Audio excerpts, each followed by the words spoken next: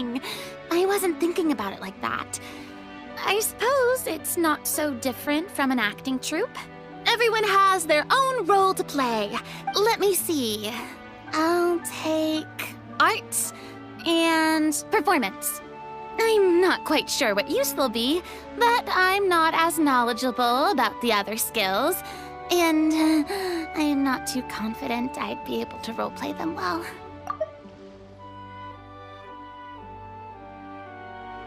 Well, that leaves us. What do you want to learn, Traveler?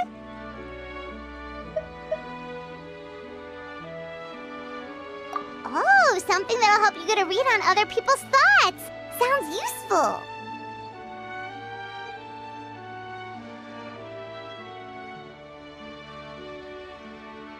Ha! Gotta say, this suits you really well. Nothing boosts morale like good food.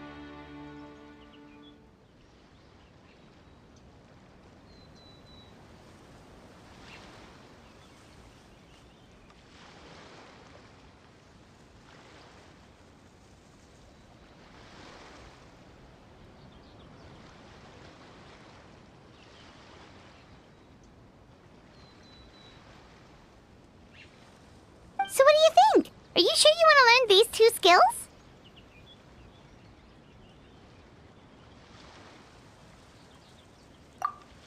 Let's see. Oh, looks like you each have enough points to choose one final skill. You've all picked such classic skills. It's fine to go a little bit out of the box, you know. Why do I get the feeling she's getting ready to cause trouble? For example, this one here. Summon.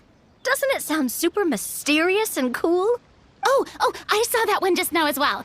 The description says, this skill can be used under certain circumstances to summon characters or creatures that fit the script's world-building rules. The script's world-building rules, huh? But how are we supposed to know what a Marashose hunter can summon? Oh, that's not for us to worry about, my friend. Just learn the skills that interest you, and the GM will take care of the rest. All right, you've convinced Paimon. Let's learn Summon, then. Paimon can't wait to see what kind of thing shows up.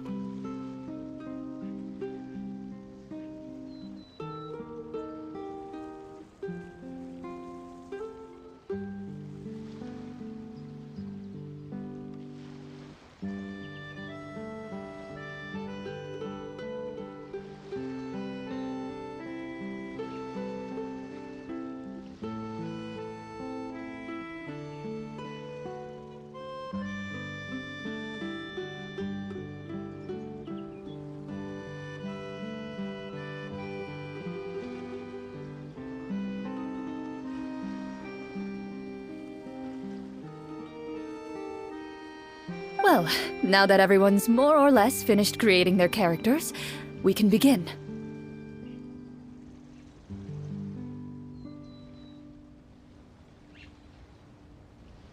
Since 2 of our players are doing this for the first time, though, let me ask, would you like to play on easy mode or authentic mode?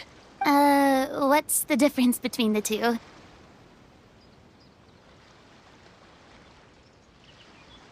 Well, in role-playing games, the story sometimes changes based on the decisions of the players and the results of the Fatometer.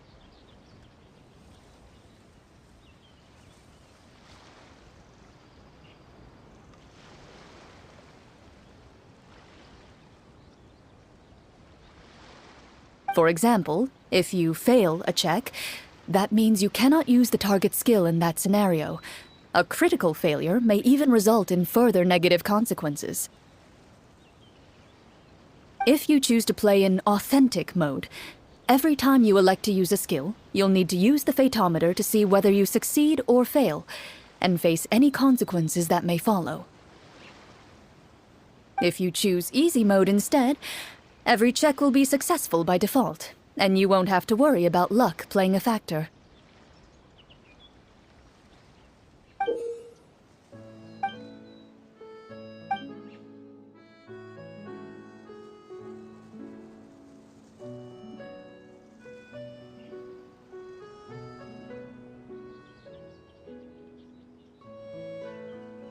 Given that I'd like to focus on the story, I suppose I should pick easy mode.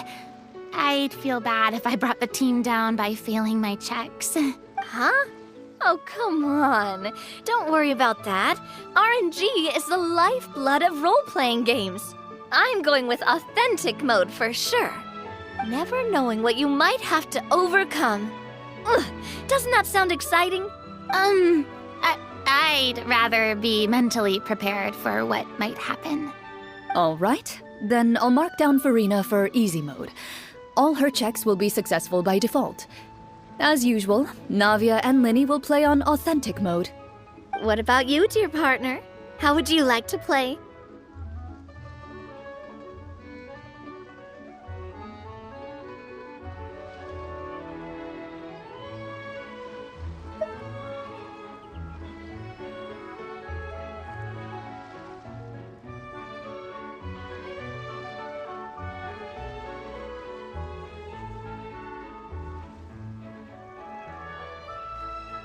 Are you sure?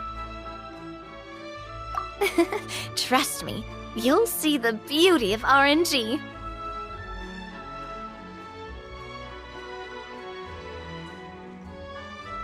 Honestly, I don't think Clorinde would make things too difficult for us no matter what the Fatometer says. Isn't that right, Clorinde? No promises.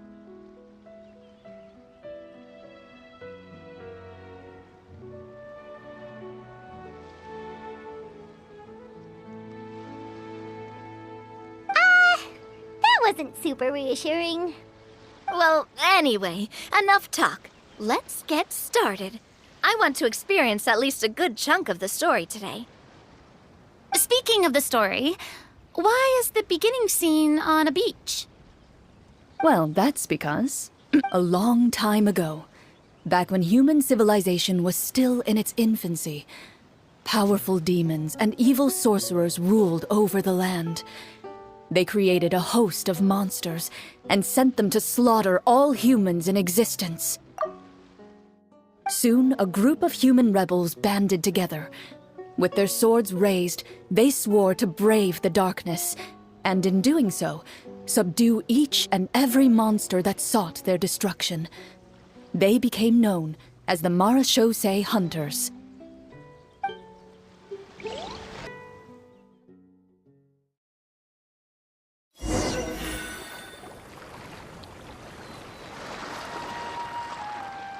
Sometime later, as a member of the Marachose Hunters, you receive a commission. Following the address provided on the message, you take a boat and arrive at this strange city. As you inhale, you can taste the slightly salty air of the docks as you begin to survey your surroundings. There aren't many people in the vicinity, but you do take note of a few others who, like you, seem to be sizing up this place. Your eyes meet, and you realize these people are fellow Marachose hunters, likely led to this location after receiving the same commission as you. You're all Marachose hunters too, right? Allow me to introduce myself. The name's Navia, monster hunter by trade and helpful neighborhood businesswoman on the side. What say you to traveling together? We can help each other out on the road. Okay, count me in. My name is Linny. I've been wandering since I was little and picked up a few less than legal tricks along the way. I was adopted by a Marachose hunter and later chose to follow in his footsteps. Is this where you introduce your character to everyone? It sounds like they've done this dozens of times. My name is Farina, and, I grew up in a noble family. I always had a strong interest in performance and the arts. Even though I'm a Marachose hunter, what I really want is to be a performing artiste. Hey, that's really cool. You can do it, Farina. That's exactly how it's done. Paimon is Paimon, a good friend and companion to this Marachose hunter right here. I've been studying the culinary arts since I was a child. I hope my delicious food can help boost people's spirits. That's wonderful. I'll be looking forward to your cooking during our adventures together. Well, if we're all here for the same commission, why don't we take some time to confirm what we need to do? You open your envelopes at the same time. The message reads, "To the honorable and trustworthy Marachose hunters, our kingdom is currently facing a grave crisis. The lands outside the capital have been overtaken by monsters, and our people are being led astray by forces of wickedness. We beseech you, please help us resolve this crisis and return peace and stability to our home." Huh. The layout of this city looks super familiar. It kinda reminds Paimon of Mondstadt! The scriptwriter must have used a real-world city as a reference when coming up with the map. As experienced hunters, the layout of the city reminds you of places once traveled. You recall the sight of tree-lined streets and the gentle tranquility of days gone by. Yet, as you regard the city in front of you, it appears to be little more than an empty shell. Its hollow gates are open to you, beckoning you to come forth and bring salvation back to the town. I carefully read every line of the letter and turn my attention to the signatures at the bottom. Who issued this commission to us? You see a long string of unfamiliar names. It would seem that many of the residents of the city issued this commission together. They sensed that things were not right within the kingdom and sent a distress signal to the outside world. In that case, why don't we take a walk around the city and see if we can learn anything from the local residents?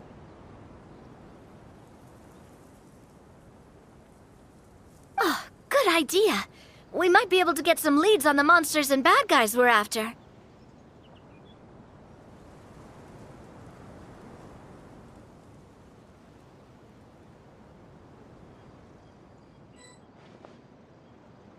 You look up and see a tavern nearby. It appears to be open for the day. Why don't we go check out that tavern? If the novels I've read are anything to go by, taverns are usually full of information.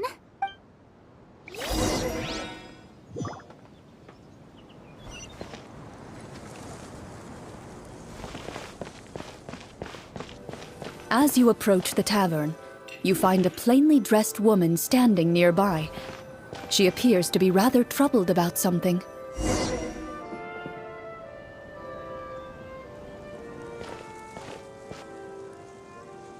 Greetings, friend. Lovely weather we're having today, don't you think? Oh, hello. I suppose you're right. The weather today is quite lovely. If only those monsters out there would stop causing trouble. It seems like every character included in the script has a certain amount of useful information to offer. If we keep asking questions, we might be able to get some good leads. Oh, come now, don't be sad. Life is all about optimism. Oh, that reminds me. What did you have for breakfast this morning? Huh?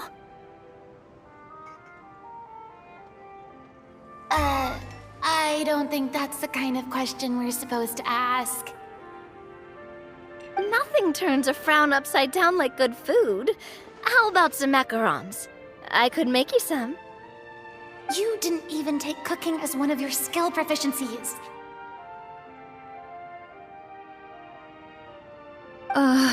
That's not necessary, miss. Excuse me for saying this, but you don't really look like a chef. Besides, I'm not really a fan of sweets. So you're someone who barely smiles and doesn't like sweets. You're really starting to remind me of this one friend of mine. Hey! Did she just... me? Clorinde must have broke character for a second. This isn't getting us anywhere. Traveler, maybe you can think of something.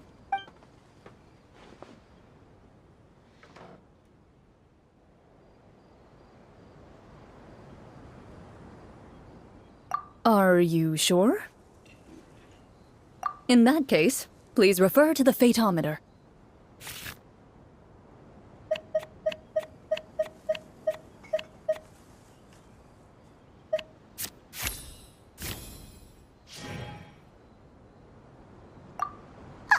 Seriously? Uh-oh. A critical failure.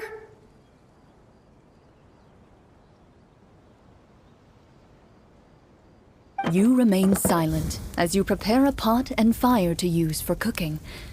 The woman stares at you with her mouth agape as you skillfully cut the ingredients and toss them into the pot. Splash, swoosh, clang, clang, clang, clang. Clang? You're unable to maintain control over the force of your stirring and accidentally knock over the entire pot. Hot soup spills all over the ground. You see evidence of your failed creation splattered on the surrounding furniture and across the hemline of the woman's skirt. Oh no, I screwed it up. Excuse me? What is the meaning of this? He just wanted to cook something delicious to cheer you up. He really didn't do this on purpose. Is this situation salvageable at all? Please leave me be. I just want to be alone. But, miss, Please don't force me to repeat myself. Well, at least let us help clean up. critical failures are bound to happen. Don't be discouraged. Let's try and ask someone else.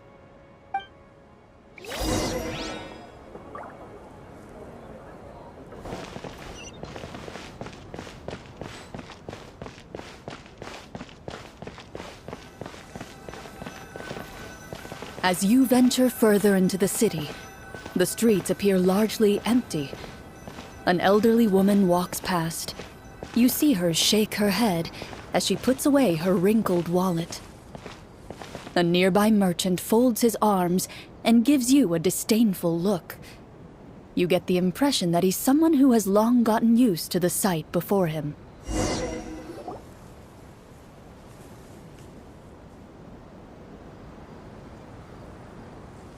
Although he doesn't seem very friendly, merchants are usually a good source of information, right? Pardon me, sir. I'd like to ask a question if I may. That depends. How much are you willing to pay? How about this much? What do you take me for? Some lowly beggar? You can't even buy half an onion with that amount.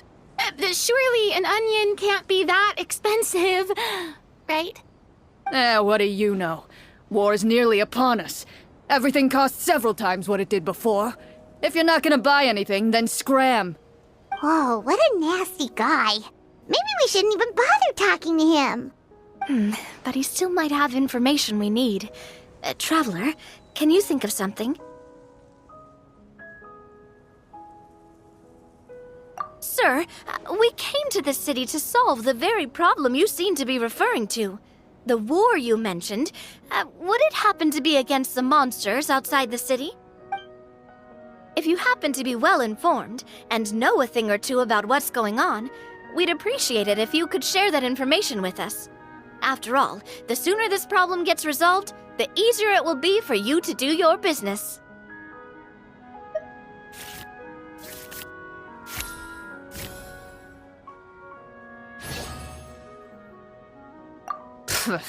Well, things are basically as you said, young lady.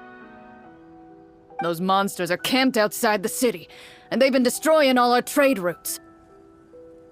We have limited reserves within the city, so if this continues, we're all gonna be in big trouble. Wait, you're saying no one has put a plan in place to distribute supplies or maintain order? We could all starve, and those nobles in the palace wouldn't even break a sweat. Who knows? Maybe they've been in cahoots with the monsters all along. That is concerning. All right. That's all the information you need, right? Off with you now, I've still got business to do. You know, if you smiled a little more, you'd definitely get more business. And I bet that would make your life just a little bit sweeter. I'm not saying it's guaranteed to work. It's just a tip.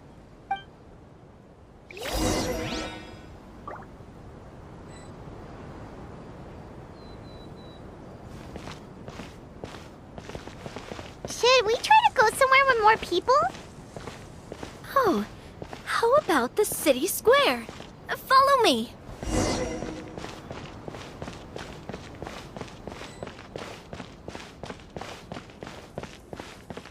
Before you lies the city's central square. You see a man with a slightly anxious look on his face, pacing back and forth, his head hanging low. He doesn't seem to notice your approach. Still immersed in his own thoughts, he shakes his head and lets out a long sigh.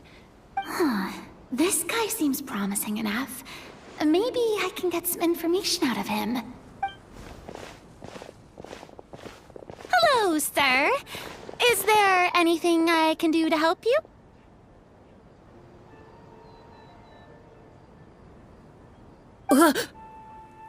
Wait, you're... I'm... Oh, dear goodness! You're a Marashose hunter! You recognize us? Ah, are you one of the people who wrote the commission letter? Yes! Oh, I didn't expect you to actually come! Oh, what great news! The city is saved! What happened here? Alas, we once lived comfortable, carefree lives. This city used to be free of monsters. The first Marashose hunter, Casiodor, the Golden Hunter, he was the one who drove them back. However, monsters have once again surrounded the city. Perhaps the seal that kept them at bay has lost its power. Or perhaps an evil sorcerer has been meddling in our affairs. All I know for sure is that their return has stripped the city of any chance at peace. Are there not enough soldiers to drive them out? It's not a question of numbers. The guards simply have no idea how to deal with them.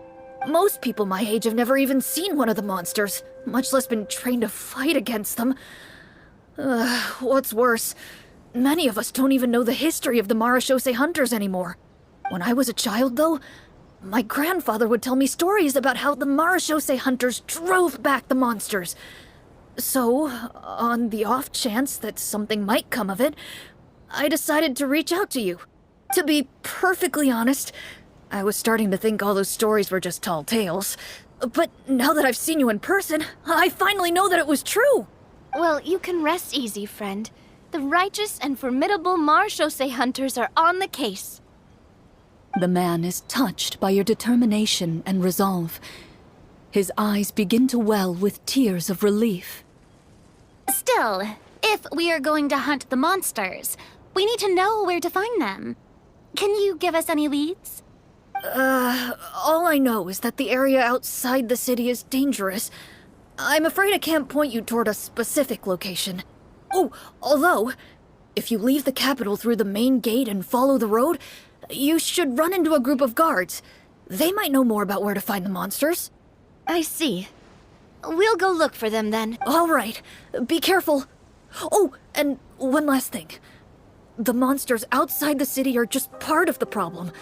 There are evil sorcerers inside the city as well, so be on your guard. They're actively working with the monsters, and have corrupted the court ministers with malicious magic.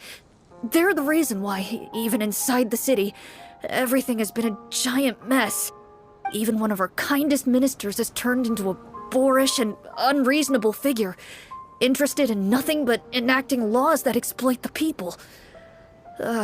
Who knows how much longer we'll be able to go on like this. Talk about being stuck between a rock and a hard place. I feel bad for him. Maybe we should try to cheer him up? Huh? Like, now? Is this really the right time?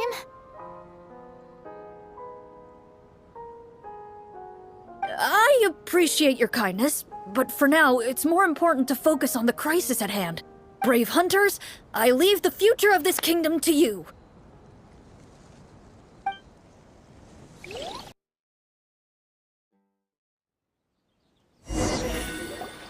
If I understood correctly, there are currently 2 problems in the kingdom that need solving, right? Exactly. We need to defeat the monsters outside the city and take down the evil sorcerer stirring up trouble from within. But which problem should we tackle first? Well, this seems like a good moment for a break. Take some time and discuss what you want to do. Let me know when you've made your decision. I really didn't expect the people in the city to keep us at arm's length like that. I totally thought the hunters would be treated like heroes. Well, Clorinde said the script took cues from the real history of Fontaine, right? Maybe the real-life Marachose hunters were also treated like that. I wouldn't say it's a perfect representation of history, but there are definitely some similarities. Would you like to hear more about it? Sure. As long as it doesn't spoil anything in the script.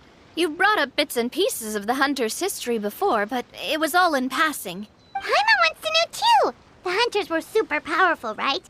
Were they all from a special line of supernatural beings or something? Kind of like the yokai in Inazuma? No. All Marachose hunters were ordinary mortal fighters. The only thing that set them apart were the special sword techniques passed down over the centuries. Huh? So you mean anyone could become a Marachose hunter? In theory, yes. All you would need to do is survive the rigorous training and master the swordsmanship techniques required to fight the monsters. Still, most people dropped out at the early stages, and others called it quits the minute they saw a monster in person. To become a hunter, you must be strong in both body and mind. What kind of monsters did the hunters fight exactly? Oh, and the evil sorcerer the script mentions. Did they exist in real life too? The land of Fontaine once played host to an ancient dynasty known as Remuria. After that dynasty fell, monsters began to appear, intent on obstructing humans from establishing a new social order. One of the ancient sorcerers of Remuria used his power to assemble a formidable army of golems. He sought to use that force to establish himself as king. Now wait a second. Don't tell me that guy was the inspiration for the evil sorcerer in the script. We still haven't found any in-game information on him yet. So, why don't you talk about someone else for now? Well, I wasn't planning on going into anything you might be able to find out in the game. But if you want me to talk about something else, then... How about Casiodor, the Golden Hunter? Or Egeria, the ex-Hydro Archon? Wait, but those people are all from a super long time ago. Where did you learn all this, Clorinde? From my master. By master, you mean Miss Petronia? Is someone you know? Absolutely. Miss Petronia and my father were good friends. Back in the day, she would often bring Clorinde over to play, but then... Let's not get off topic. Anyway, back to what I was saying. Responding to Egeria's call, a number of warriors followed Casiodor into battle against the monsters. This group of warriors, under Casiodor's leadership, became known as the Marachose Hunters. Yet, as Fontaine entered an era of peace, their work gradually became obsolete. The Marachose Phantom, originally an association made up of hunters, eventually came to be predominantly comprised of Melusines. Ah, I see. That explains why most of the people in the script have forgotten the hunters or think of them as nothing more than a legend. Is that really a bad thing, though? It can get tough always being the one shouldering everyone's expectations. Depends on who you ask, I suppose. If the name of the organization no longer commands respect, investigative work is bound to suffer. Speaking of investigations, which problem should we tackle first? Monsters or evil sorcerer? I vote monsters. That's the main duty of the hunters, right? We can come back to the sorcerer later. Well said, Miss Farina. Plus, if the sorcerers really are the masterminds behind this whole thing, defeating the monsters could give us some clues on their intentions as well. What about you, partner? What do you think? It's decided then. All right. After some discussion, you decide to turn around and head out of the city.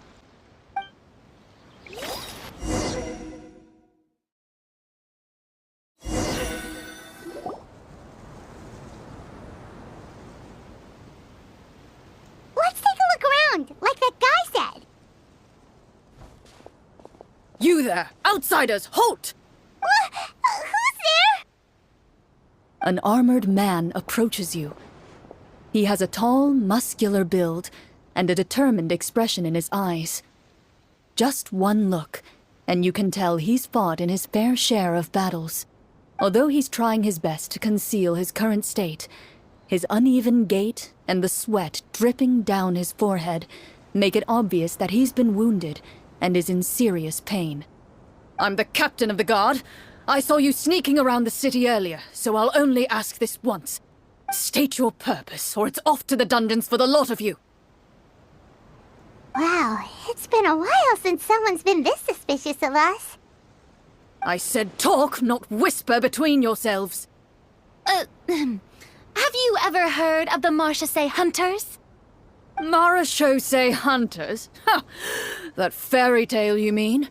What, you expect me to believe you're one of them?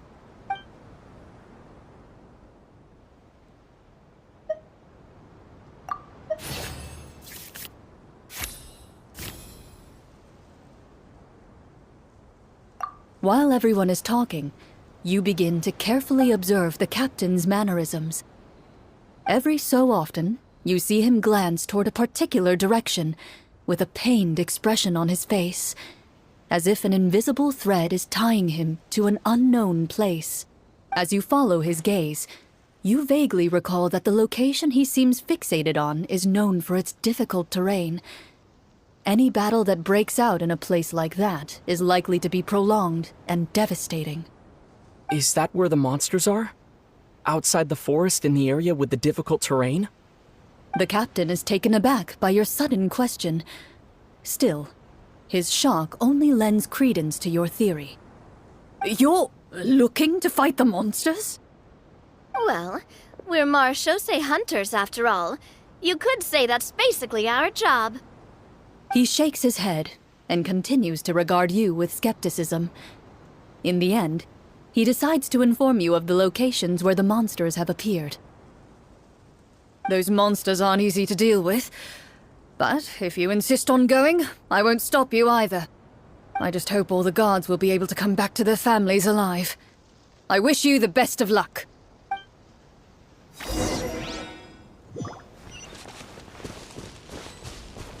Based on what the captain said, the monsters should be right up ahead. Let's go. Hopefully we're not too late.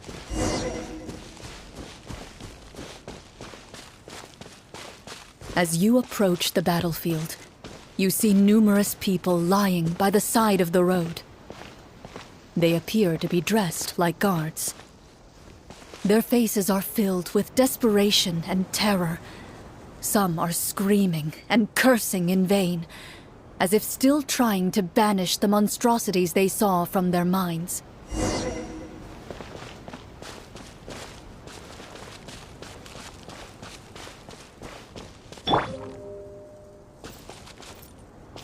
A few of the wounded look up at you in shock and disbelief.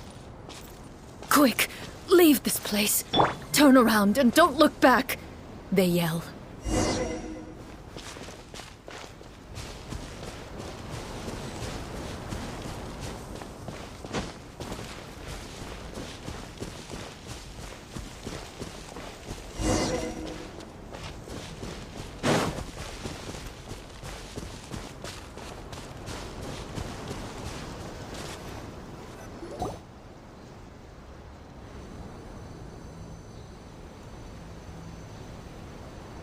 This is the place he mentioned, right? You see broken iron swords scattered all around you, and downed trees riddled with terrifying claw marks. All the signs point to one thing. A truly devastating battle just took place here. Be on your guard, everyone. The monsters might still be around. Before you can finish your sentence, you hear rustling sounds from the surrounding bushes. The monsters have emerged. They close in on you without fear. You get the impression that, in their bloodthirsty eyes, you're just another meal for them to devour. A little help here! This thing wants to eat Paimon! Your battle round begins. now.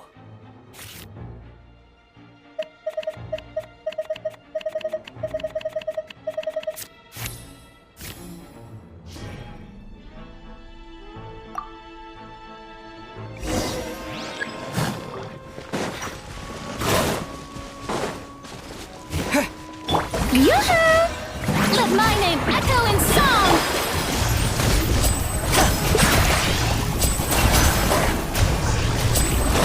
The next battle round begins now.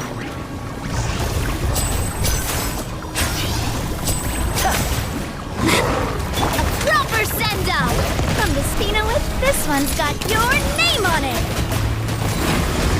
Feeling lucky?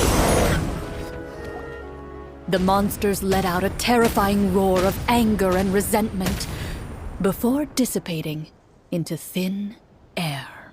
Ugh, thank goodness it's over. We're lucky the Marashose Hunter class came with all those preset skill points. Otherwise, we would have been in some real trouble. I never knew the Fatometer even determines the amount of damage you inflict. If you get unlucky, isn't it just game over right then and there? That's part of the fun. The uncertainty of fate is what gives these games their appeal. Just as you begin to celebrate your victory, a suspicious lump on the ground catches your attention. A suspicious lump. Wait, could it be the thing that appears after every battle? I walk up to it, crouch down, and begin to carefully examine it. I've still got my right glove on, so it should be fine for me to touch it, right? As you investigate the mound, you discover that the exposed portion appears to be made of wood. It was previously obscured by the large form of the monsters. With the monsters gone, the small protrusion now awaits your discovery, poking out of the ground like a shy flower bud. Whoa, it's a treasure chest!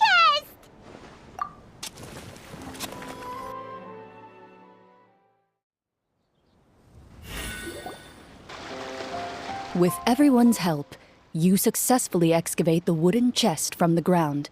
Even without opening it, you can tell from the mora and jewels scattered around the chest that it must contain quite the fortune. Makes sense. We worked hard for this. Let's open it and we can share what's inside. I can understand your excitement, Paimon, but think about it. Doesn't it seem like there are people out there who need this treasure more than us? Yeah. Think about all the people suffering in the capital, or all those guards who got hurt fighting the monsters. Wouldn't it be better if we gave the treasure to them? Wait, is that how it works? Paimon thought since we were the ones to dig it up, we could just take it for ourselves. Well, let's put it this way. Any decision you make during a role-playing game can impact the future course of the story. But would the people really believe us? It's hard enough for us to prove we're Marashose hunters. What if they think we procured the treasure illegally? They might get even more suspicious of us.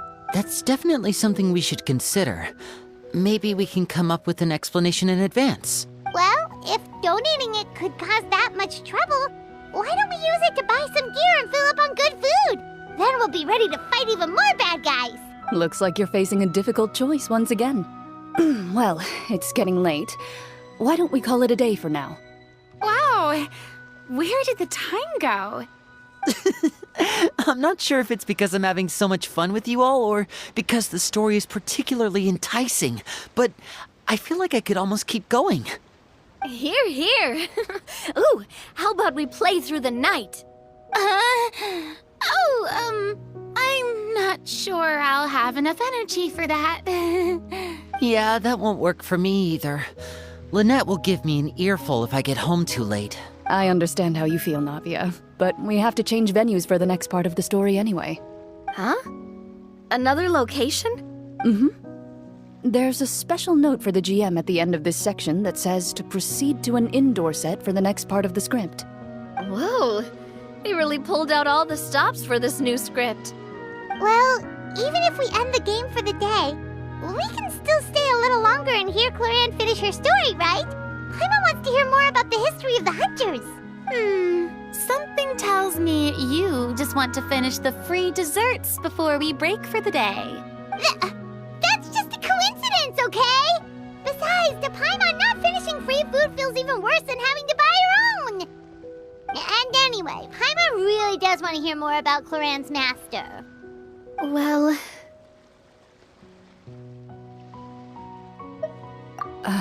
It's nothing.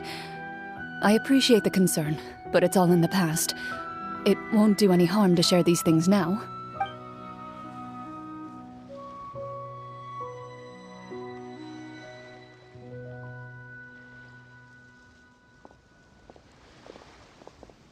My earliest memories are of living with Master. According to her, she saved me from certain people of ill repute. My birth parents had left me behind some time before that. what a heavy beginning for a life story.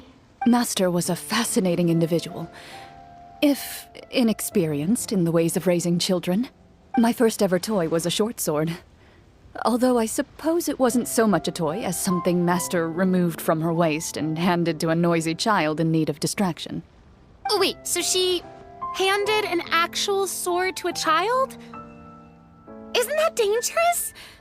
Did you hurt yourself? Of course I did. I cut my palm and bled quite a lot. But Master was not concerned. She just stood there and casually lectured me about it. See, that's what you get for not holding the sword properly, she told me. She then crouched down next to me and said, "Give me your hand. I'll teach you to bandage this wound. After that, it's time to learn how to truly hold a blade." Excuse me for asking this, Clorinde, but how old were you exactly when all this happened? Probably around, 3, give or take. 3? Isn't that when most kids are still struggling to hold a fork? As I said, Master was rather inexperienced in the ways of raising children. She believed trial and error was the best way to teach a child what they're capable of. I'm not so sure this is a question of experience. I didn't see anything wrong with her ways at the time. And anyway, children don't get to choose how they're raised. Oh, she did bring me back a pet from Liyue once. It was a Geovishap hatchling. A Geovishap hatchling? For a pet? That seems even more dangerous. What she said was this: make sure to get along, you two. If you really can't agree on something, just settle it with a fight. Whoever loses is the real pet. And how old were you when this happened? 5. Well, did you win? No, I lost. So you're saying you actually became the Geovishap's pet? Yes, but only for a week. By the end of that week, I defeated it in combat, and we've shared a cordial relationship ever since. That really doesn't sound like the kind of childhood someone should have. Later on, I gradually understood that Master most likely didn't know any other way to raise a child. She was a Marashosei hunter, but I never heard her bring up her own parents. Thanks to her, I learned how to navigate the forest by the age of 6, and could hunt monsters in the wild by myself the year after that. Even though the training she subjected me to was strict, she always made sure to take me traveling when she had the time. We met many of her friends during those days. That was also how I met Mr. Callis and his family. I still remember the first time we met.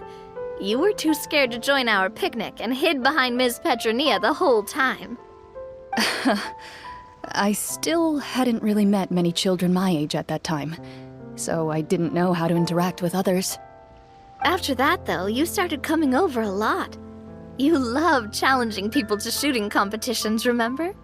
I don't think many members of the Spina ever beat you in one of those. I had a lot of fun during those days.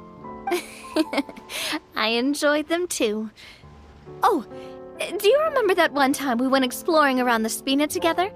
We overheard Papa call your master Fontaine's Protector of Justice.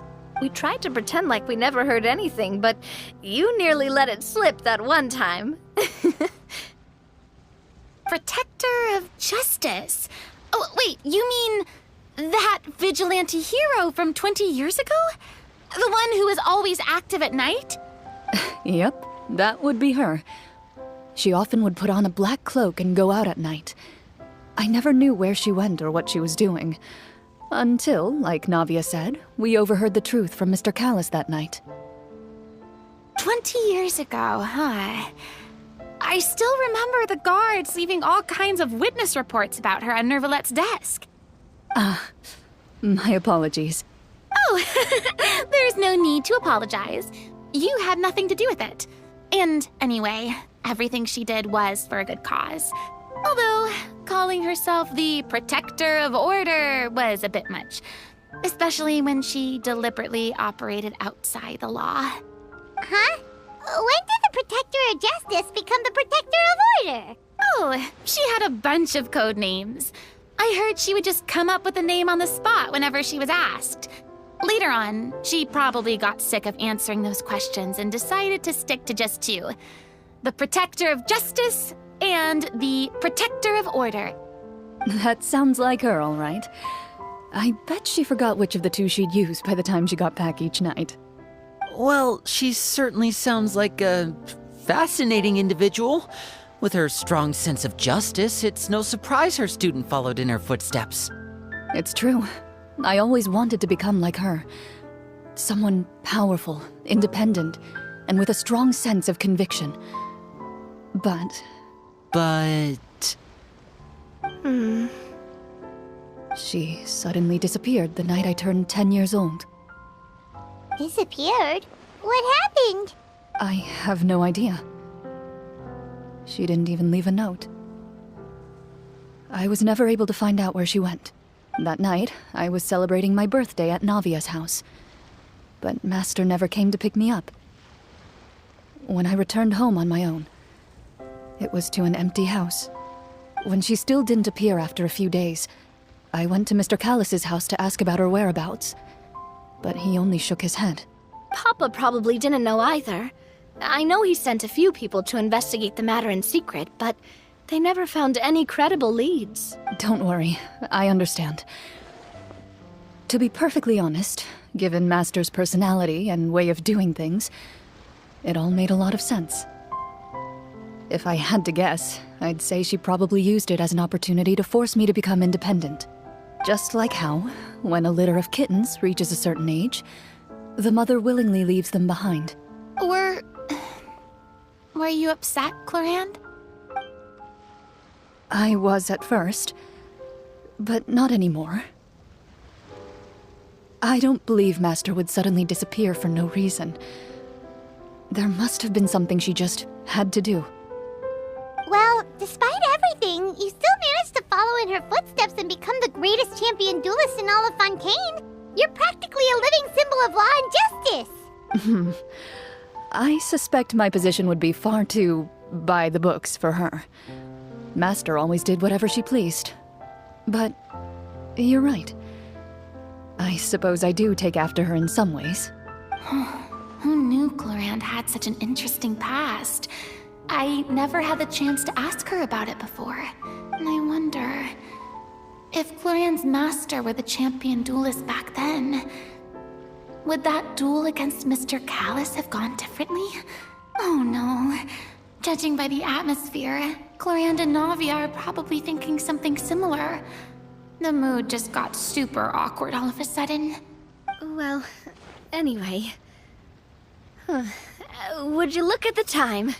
It's getting dark, so we should probably call it a day for real this time. If we keep talking like this, we really will be here all night. I had a great time today, Miss Clorinde.